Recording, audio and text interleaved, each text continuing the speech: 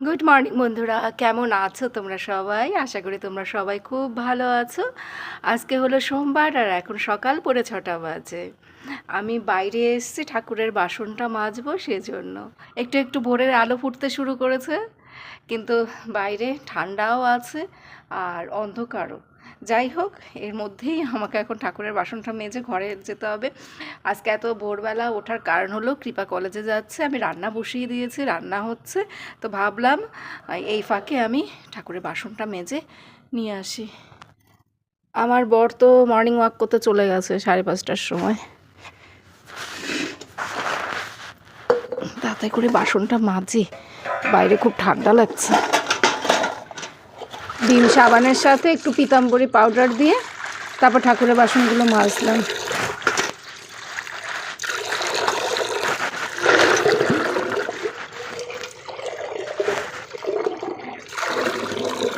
এখানে জুতোটা যে কে নিল আবার, এইসব জায়গায় তো আমি ছাড়া কেউ আসে না, বুঝি না বাবা। ভাত, আলুর তরকারি সবই মনে হয় হয়ে গেছে। আলুর তরকারি তো হয়েই গেছে, ভাতটা আর একটু হলে ভালো হয়। দেখো, একটা আলু দিয়ে তরকারি করছি একদম সাদামাটাভাবে। কি টিফিন দেব রোজ, কে যে কি এক অশান্তি।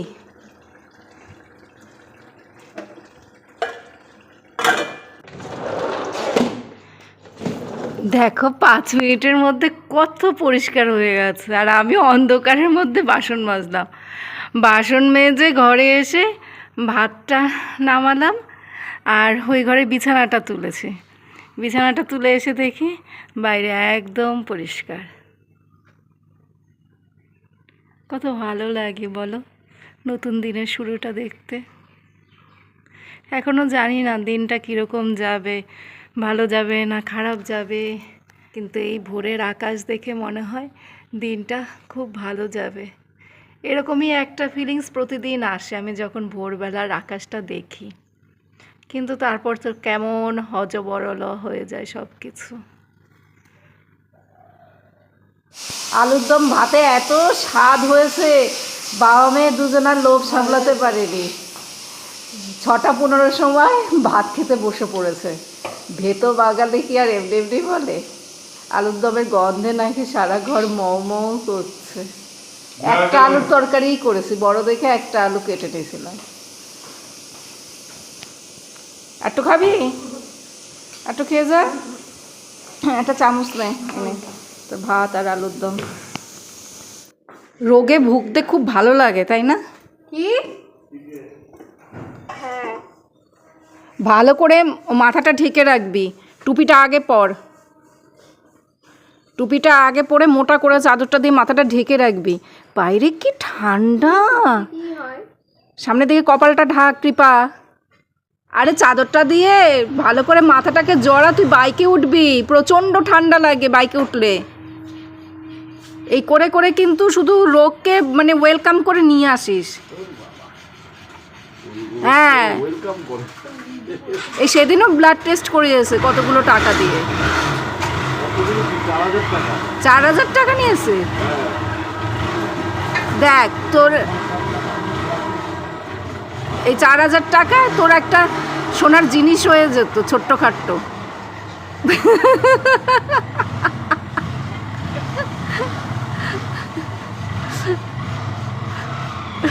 টাটা, সাবধানে যাস। কৃপা তো কলেজে চলে গেল, আমি ঘরের কাজকর্মে হাত দিলাম। অনেকক্ষণ আগে থেকেই আমি এই সমস্ত কাজকর্মে হাত দিয়েছি, তো সে সময় আর ভিডিও করা হয়নি। আজকে ফ্রিজটা পরিষ্কার করব। তোমাদেরকে কয়েকদিন আগে বলছিলাম না যে বাড়িতে প্রচুর কাজ রয়েছে, রান্নাবান্না কোনো কিছুই আমার করতে ইচ্ছে করে না, শুধু ইচ্ছে করে ঘরের কাজকর্মগুলো করি। শীতের জন্য এই 2 মাস আমার ঘরের অনেক কাজকর্ম পেন্ডিং পড়ে রয়েছে, সেগুলোতে হাত দেওয়া হয়নি। ওই রোজকার যেটুকু আর কি যা করার দরকার সেটুকু করা হয়েছে, কিন্তু ডিপ ক্লিনিংয়ের অনেক কাজ পেন্ডিং হয়ে রয়েছে। ফ্রিজটা পরিষ্কার করে নিলাম, তারপরে আসলাম উপরের ঘরে। উপরের ঘরে এসে এই যে দেখো আলনা, কম্পিউটার টেবিল এগুলো সমস্ত সরিয়ে তারপরে ঝাড় দিলাম। এর মধ্যে আরও অনেক কাজকর্ম করা হয়েছে, তো সেগুলো আর ভিডিও করা হয়নি। তো এগুলো ঝাড় দিয়ে আমি একপাশে রেখে দিলাম। একটু পরে ঘর মোছার মেয়েটা আসবে, ও এসে তারপর ভালো করে আবার ঝাড় দিয়ে এগুলো পরিষ্কার করে নেবে। লন্ড্রি বাস্কেটের মধ্যে অনেকগুলো জামা কাপড় জমে গেছে, সেগুলোও কাচতে হবে। তবে আজকে আর কাচবো না, আজকে এই ঘর পরিষ্কারের কাজগুলো করতে হবে। আর জামা কাপড়গুলো আজকে ভিজিয়ে রাখবো সার্ফের জলে, আগামীকাল এই জামা কাপড়গুলো ধুয়ে দেব। এবার আসলাম এই ছোট ছাদটাতে।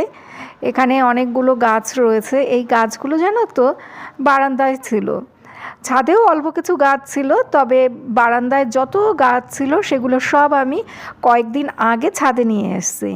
কারণ বারান্দায় খুব রোদ পড়ে, তো এবার দেখছি গাছগুলো যেন একটু কেমন হয়ে যাচ্ছে, সেজন্য এগুলো সব আমি ছাদে এনে ছায়াতে রেখে দিয়েছি। যে জায়গাটাতে রেখেছি ওখানে রোদ পড়ে না। আজকে সব টবের মাটিটা একটু খুঁড়ে দেব। এবছর শীতকালে একটাও গাঁদা ফুলের গাছ লাগাইনি। কৃপা আমাকে কয়েকবার বলছিল, কিন্তু আমি না এবছর আর কোনো গাছপালা লাগাইনি। কারণ মাঝে মধ্যেই ফ্ল্যাটে যেতে হয়, আর সেই সময় গাছগুলোতে ঠিকঠাক মতো জল পড়ে না, যত্ন আত্তি হবে না। ওই জন্য আর আমি এবছর আর কোনো নতুন করে গাছ লাগাইনি। আজকে খুব বেশি কিছু রান্না করব না, রান্নার চাপটা একটু কম রেখেছি। তা না হলে না আমার যে সমস্ত আর কি কাজ করার প্ল্যান রয়েছে সেই কাজগুলো ঠিক মতো করতে পারবো না। মাঝে মধ্যে আমি একটু রান্নাবান্না কম করে সেই সময়টা বাড়ির পিছনে দেই, মানে বাড়িঘর পরিষ্কার করার পেছনে দেই। আর শীতকালে বললাম না, আমি তো সেরকম ভারী কাজকর্ম করি না। শীতকাল আমার একদম অসহ্য লাগে। সব গাছগুলোতে জল দিলাম, অনেকটা সময় লাগলো এইসব কাজ করতে। কিছু গাছ বিকেলের দিকে ঘরে নিয়ে যাব, যে গাছগুলো আমি ঘরে রাখি, বারান্দায় রাখি, তো অল্প কিছু নিয়ে যাব। এই যে এই গাছগুলো নিয়ে যাব, এগুলো ঘরে বা বারান্দার দিকে রাখবো। আর বাদবাকি গাছগুলো এখানেই থাকবে। ছাদটা ঝাড় দিতে পারিনি, এই যে এখানে যে ঝাঁটাটা রয়েছে সেটা আবার কাল না পরশু জানি আমার ওই ঘর মোছার মেয়েটা নিচের ঘরে নিয়ে গেছে, মানে ওই কলতলায় নিয়ে গেছে। তো এইখানের জন্য এখন আবার এই ছাদের জন্য একটা নতুন ঝাঁটা বের করতে হবে। ঘরে 3-4টা নতুন ঝাঁটা রয়েছে। তো আমি এখন নিচে যাব, নোংরার নিতে গাড়িও চলে এসছে, নোংরাটা দেব। আর হলো গিয়ে ওই ঝাঁটা আনবো। ওই যে বাঁশি বাজাচ্ছে, চলে এসছে, যাই। আর আমার বড় একটা কাজ দিয়েছে, অর্জুনের পাসপোর্টের ফটো তুলে পাঠাতে হবে। অর্জুনের বললো না, আমার বললো, ওই দেখো ভুলেও গেলাম। হ্যাঁ, পাসপোর্টের ফটো তুলে পাঠাতে হবে। এখন আলমারি খুলে আবার এসব বের করতে হবে। নোংরা দিয়ে এসছি আর পাসপোর্টের ফটোও তুলে দিয়েছি। এবার ছাদটা ফটাফট করে ঝাড় দিয়ে নিই।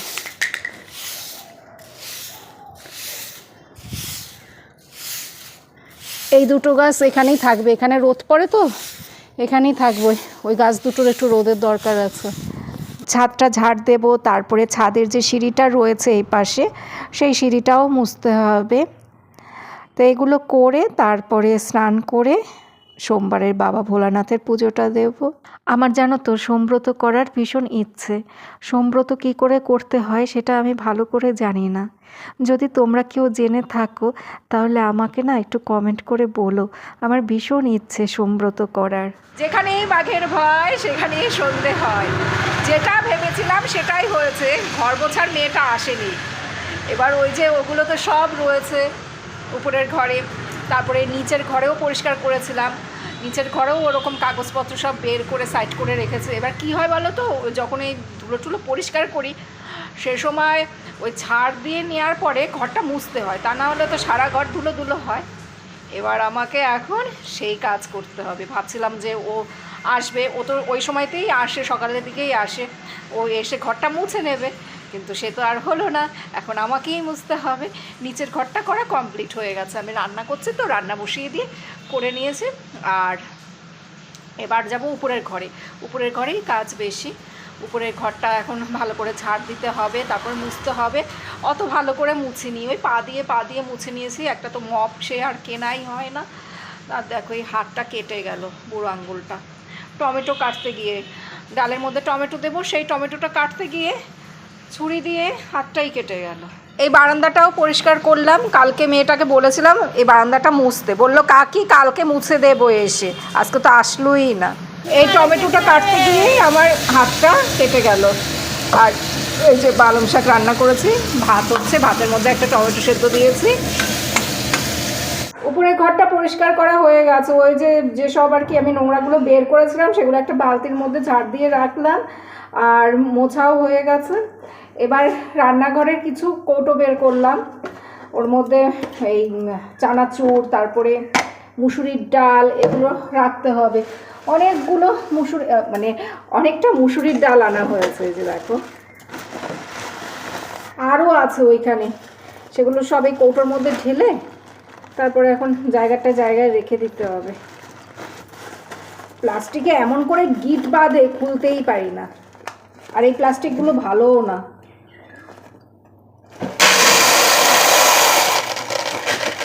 মুসুরি ডালটা কৌটোর মধ্যে ঢেলে রাখলাম, আর কৌটোটা ভরে গেছে তো সেই জন্য এই প্যাকেটটা এর মধ্যে ঢালতে পারিনি, তো এটা ও পাশের ক্যাবিনেটে রেখে দেবো। এটা হলো চানাচুর, মিষ্টি চানাচুর, একটুখানি মুখে দিয়ে দেখলাম, চানাচুরটা তো খেতে ভালোই লাগছে। ভাত খেয়ে তারপরে খাবো চানাচুর, দেখি অর্জুন খায় কিনা। আর এটা হলো ওমেন্স হরলিক্স, এটাও ঢালা হয়নি কৌটোর মধ্যে, এটা এই কৌটোর মধ্যে রেখে দেবো। হরলিক্সের মধ্যে একটা চামচ দিয়ে রাখলাম, এবার সব জিনিস জায়গা মতো রাখতে হবে। এটা ঠিক মতো আটকাচ্ছে তো, যদি ঢেলা থাকে তাহলে হরলিক্সগুলো খারাপ হয়ে যাবে। ঘরে সমস্ত কাজকর্ম করে ছেলেকে খাইয়ে স্নান করিয়ে দিয়ে এই যে পড়তে বসালাম। নিজের থেকে তো মোটেও পড়তে বসবে না, বকা ঝকা কত কিছু করে ওকে পড়তে বসাতে হয়, আরাধনা, পুজো। আজকে অর্জুনকে স্নান করানোর সময় ওর যখন এই ঘাড়ের এখানটা ওই করছিলাম, রাব করছিলাম, সে সময় নখের খোঁচা খেয়েছে। আরও একদিন দুদিন এরকম হয়েছে, তাই আমার সাথে শুধু চিল্লাচিল্লি করে।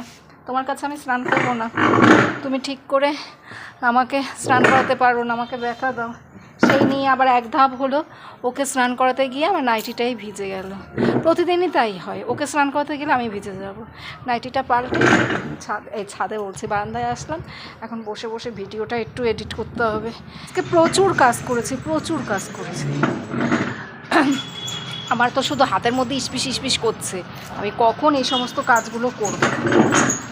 আজকে যদি মেয়েটা আসতো ঘর মোছার, তাহলে আর একটু কিছু করতে পারতাম, আর একটু কাজকর্ম করতে পারতাম, যেহেতু ওই ঘর ঝাড় দেয়া, তারপর ঘর মোছা, এই কাজগুলো আবার আমাকে করতে হয়েছে।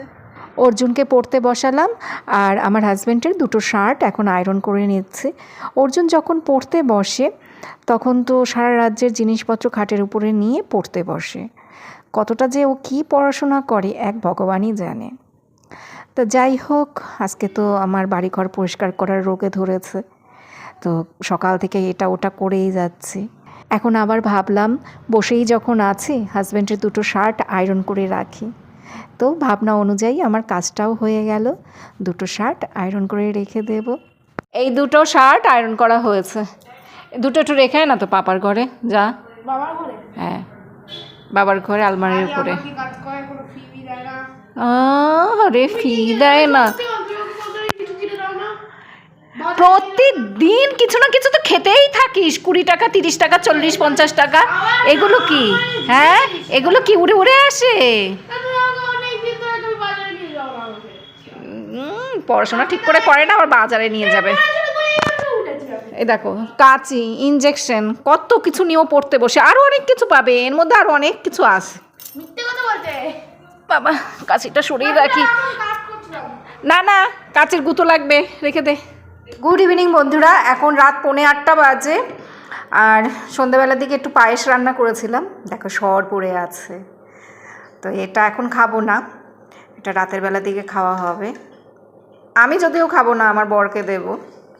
সন্ধ্যাবেলার দিকে আমার বর চাউমিন সিঙ্গারা নিয়ে এসেছিলো, এখন আমাদের এখানেও চাউমিন সিঙ্গারা পাওয়া যায়, আগে তো হাবড়াতে পাওয়া যেত না, এখন হাবড়াতেও চাউমিন সিঙ্গারা পাওয়া যায়। তবে আমাদের ওই ফ্ল্যাটের ওখানে দাম নেয় 15 টাকা, এখানে নাকি 20 টাকা নেয়। তো তা যাই হোক ওই চাউমিন সিঙ্গারা খাওয়া হয়েছে, দুটোই নিয়ে এসেছিলো। তো আমরা 3 জন ভাগ করে খেলাম, আমি কৃপা অর্জুন আমরা 3 জন ভাগ করে খেয়েছি। তো পেটটা না খুব ভরা ভরা লাগছে, সেই জন্য আর পায়েসটা রাতের বেলা দিকে খাওয়া হবে না। আমার বরকে বলেছি রাতের বেলা দিকে তুমি পায়েস দিয়ে মুড়ি দিয়ে খেও। পাটালি গুড় অনেকটা রয়েছে তো ওই জন্যই পায়েসটা করলাম। রাতের বেলার জন্য ভাত রান্না করলাম, গরম ভাত রান্না করলাম, আলু সেদ্ধ দিয়েছি, কৃপার জন্য পাঁপড় ভাজা করলাম। কৃপা আমাকে ফোন করে বলছে মানে কলেজ থেকে আসার সময়, মা কি রান্না করেছো? আমি বলে শাক আর ডাল। ও সেই শুনে বলে শুধু শাক আর ডাল এই দিয়ে আমি ভাত খাবো? আমি বললাম যে তুই আয়, তারপর তোকে পাঁপড় ভেজে দেবো ডালের সাথে। তো ভাতের মধ্যে আলু সেদ্ধ দিয়েছি এখন, এবার ওই আলু সেদ্ধ, ডাল, পাঁপড় ভাজা, শাক এই দিয়ে ভাত খাবে। Chocolate day to you. Happy chocolate day to you. আমি বানিয়েছি। আচ্ছা, এটা অর্জুন তোমাকে বলে দিয়েছে, না। না হলে তুমি আনতে না। অর্জুন বলেছে ও নিজে খাবে, সেই জন্যই এটা আনা হয়েছে, সেই জন্যই এটা আনা হয়েছে, তাই না রে? কি কষ্ট করে বাবাকে বানিয়েছি। হ্যাঁ আমি তো জানি, এবার ধরা পড়ে গেছে। বলছে না পাস দেবে আমাকে। দেখেছিস ওই 1 টাকা দিয়ে আমাকে পালস কিনে দেবে। তারপর জোর জবরদস্তি করে এটা কিনে। হ্যাঁ জানি তো যে তোর বাবা আমাকে কিচ্ছুই দিতে চায় না। বাবা বলে যে রেজাল্ট ভালো করে আমি মাকে ওই বড় চকলেট, আমি বলছি ওই চকলেটটা নয়, ওই চকলেটটা আমার বড় একটা চকলেট তোমাদের পছন্দ এসেছে। হ্যাঁ তোর জন্য পেয়েছি বল, কিন্তু এটা তো আমাকে দিবি না, এটা তো তুই নিজে খাবি। আরে না না হ্যাঁ না না না না। বিয়ের 22 বছর পর কি আর চকলেট ডে রোস্টে থাকে? ও মা, কি এটা তোমাকে বাবা প্রথমবার চকলেট দিয়েছে? এটা কি জানি রে বাবা, কিছু মনে নেই রে, এখন আর মনে পড়ে না। বিয়ের 22 বছর পর রোজ ডে, চকলেট ডে কোনো কিছুই আর মনে থাকে না, আর সেগুলো সব এখন ওই নর্মাল ডের মতোই মনে হয়। তাও ছেড়ে তো বাবা তাও খাওয়াবে না। হুম, বাপ তো খাওয়াবে ছেড়ে খাইয়ে দিবে। তুই বহুত চালাক হয়ে গেছিস। হ্যাঁ বলে পাপা তাও খাওয়াবে না, ছেলেই খাওয়াচ্ছে। বহুত চালাক হয়ে গেছে ছেলে। তাড়াতাড়ি এসে খাও এখন। তুই খাইয়েছিস তাতেই আমার হয়ে গেছে। তুমি কি মুড়ি দিয়ে পায়েস খাবে না? তাহলে আমি সব ফ্রিজে রেখে দিই। আমি আরও ভাত রান্না করলাম, কতটা পায়েস করলাম, অনেক কিছু এখন আবার ফ্রিজে ঢোকাতে হবে। 9:40 বাজে উপরে ঘরে এসে মশারি করলাম। রান্নাঘরে যা কাজ ছিল সেগুলো সব হয়ে গেছে। তোমাদেরকে বলেছিলাম পায়েস খাবো না, কিন্তু আমি না একটুখানি পায়েস খেয়ে নিয়েছি, দেখে খুব লোভ লাগছিল পায়েসটা, তারপরে একটুখানি খেলাম। যদিও কেমন যেন বুকটা কীরকম ভার ভার লাগছিল, পেটে একদমই খিদে ছিল না, ওই চোখের খিদেই আর কি খাওয়া হয়েছে। আমার বর বলল ও শুধু পায়েস খাবে, মুড়ি খাবে না, তো সেই সময় আমিও 2-3 চামচ পায়েস খেয়ে নিলাম। যাই হোক উপরের ঘরে এসে মশারিটা করলাম। কৃপা অনেকক্ষণ আগেই ঘুমিয়ে পড়েছে, 8:30টার সময় ঘুমিয়ে পড়েছে কৃপা। ভাত খেয়ে মোবাইল দেখছিল, তো ওই অর্জুনের পাপা আসার আগেই কৃপা ঘুমিয়ে পড়েছে। সকালবেলা তাড়াতাড়ি ঘুম থেকে উঠেছে না, জার্নি হয়ে গেছে, তা এখন আমরাও ঘুমিয়ে পড়বো। অর্জুনের ঘুমোতে দেরি আছে, ওর কালকে স্যারের কাছে পরীক্ষা রয়েছে, ও পড়াশোনা করবে। অর্জুন যখন ঘুমাবে তখন আমি ঘুমাবো। একটু জল খাই, জলটা খেয়ে খাটে উঠে মশারিটা ঠিক করি। তো বন্ধুরা এখনকার মতো ব্লগ তাহলে শেষ করছি। তোমরা সবাই ভালো থেকো, সুস্থ থেকো, সাবধানে থেকো, আবার আগামীকাল দেখা হবে। গুড নাইট বন্ধুরা। আর কালকে তো মাথায় শ্যাম্পু করবো, ওই জন্য একদম দেখো চিপচিপ করে তেল দিলাম, মাথায় তেল দিয়ে আসলাম। এইমাত্র একটু আগে আর কি তেল দিয়ে চুলটা একদম আচ্ছা মতো বেঁধে নিয়েছি। কালকে সকালবেলা শ্যাম্পু করতে হবে, পেঁয়াজের রস দিতে হবে। যাই হোক কালকের রুটিন কালকে। টাটা বন্ধুরা, গুড নাইট।